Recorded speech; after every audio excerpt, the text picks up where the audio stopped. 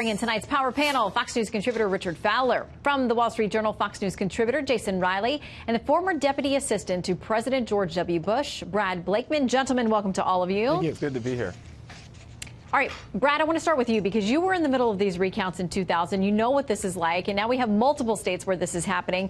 To Leland's point there, the Abrams campaign manager in Georgia said this: they've been preparing for all possibilities. Voters who previously elected to vote by mail are receiving by mail today an absentee ballot application for the December 4th runoff, and we just approved a $250,000 TV buy.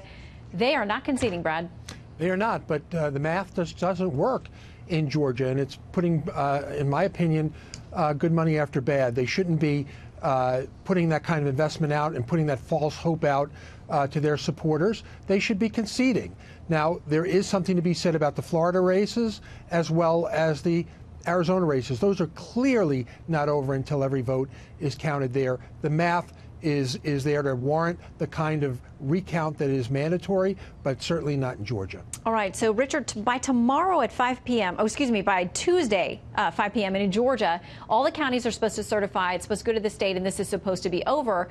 I would imagine there's going to be legal action in Georgia because I don't know how they resolve this with the two sides so entrenched at this point. Yeah, I definitely think this will end up at the courts, and I'm glad you brought that up, and I'm glad Brad brought that up, the ideal of a recount, an ideal of how long it takes to actually count votes, right? I mean, I think what people assume is that on election night, when networks make projections, that those are actual winners, and that's not necessarily true. They're called projections for a reason. We have to wait for these individual counties and the Secretary of State in every state of the union to actually certify the election. That takes 3, 4, 5, sometimes 7 days to get done because you have to count absentee ballots from the military, you have to count absentee ballots from diplomats, absentee ballots from citizens abroad, provisional ballots, and that takes some time. So instead of us rushing this process, which I've seen a lot of folks push us to do, including the president, why don't we let these votes just get counted? That is what democracy is about, counting votes. It takes time. And now, listen, a lot of people are wondering what's going on in Arizona. Every state is allowed to run these things within certain parameters the way that they want to. I mean, they all have different,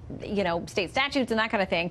In Arizona, the fact that it's taking so long, really not that unusual. The Washington Post writes about this and says state law requires the envelope, because so many people vote by mail in Arizona, the envelope to be sealed and signed and for elections officials to match each signature to the one on file with the voter's registration before even opening the envelope. In this election, that's about 1.7 million individual signatures that had to be confirmed one by one. Total of about 2.3 million votes were cast in Arizona. And Jason, the new totals tonight continue to tick Sinema up, the Democratic challenger there. Any path you see for McSally at this point, the Republican?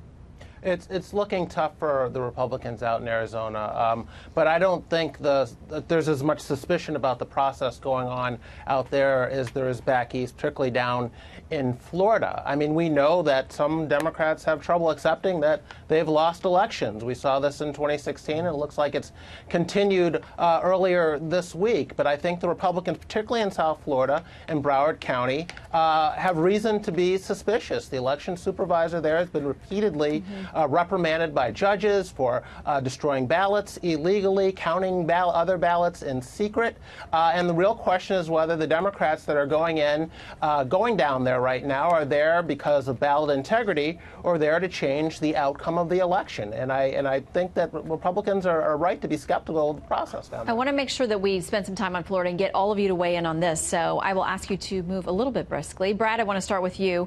Mark Elias, who is the attorney who represents a number of Democrats and is a household name to a lot of people in these races and in these fights in court. He says this: breaking as provisional ballots are counted and counties canvass, the margin in Florida Senate's race has fallen under 15,000. I expect the margin to tighten further in advance of tomorrow's noon deadline. And as I said before, this is a jump ball going into the recount, Brad, which could be triggered as soon as 3 o'clock tomorrow. It could, but there's something very suspicious that in 67 counties in Florida, whenever there's a problem, it always comes down to the Democratic strongholds of Broward and Palm Beach County. I witnessed it firsthand. The governor had to bring a lawsuit in order to get his people in there to conduct some oversight. We had to do the same thing in the Florida recount in 2000.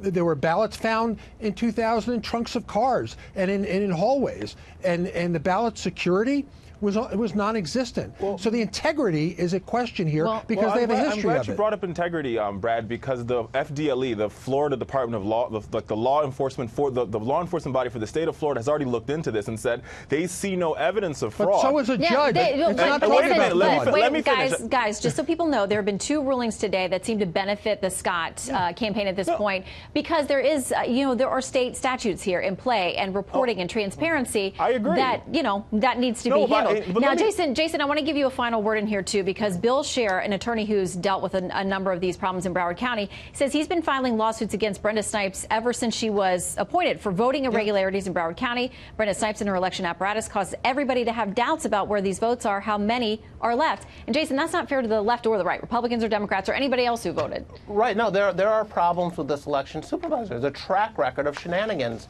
down there. And yes, everyone knows that all the votes should be counted, but we need consistent rules to make sure all of the votes are counted the right way and consistently and fairly on both sides. And again, Republicans have reason to be suspicious.